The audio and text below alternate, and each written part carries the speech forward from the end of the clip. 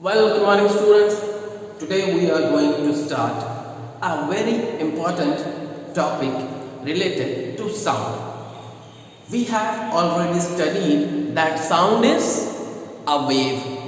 Now basically there are two types of waves. One is transverse wave and another one is longitudinal wave. Now what is transverse wave?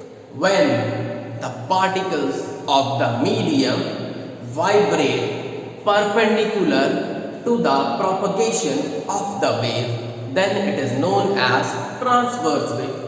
What about longitudinal wave? When the particles of the medium vibrate in the same direction as the propagation of the wave, then it is known as longitudinal wave. So which type of wave is sound? Sound is a longitudinal wave. Now let's see this diagram I have already drawn here. This is how sound gets propagated. Now you can see that there are two types of things which I have written. One is compression and another one is rarefaction.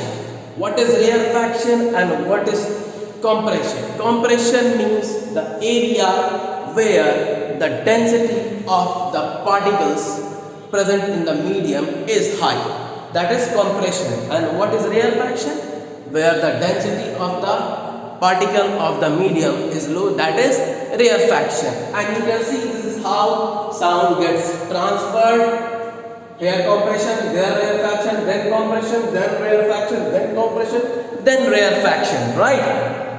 I can also show you this through a spring. Let's see this. For example, if this is a spring, okay.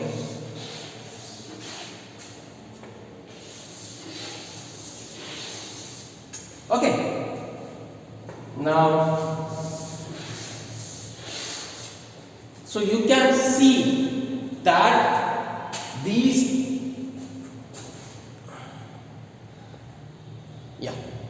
you can see that this is compression, this is rarefaction up to here, and again here it is compression.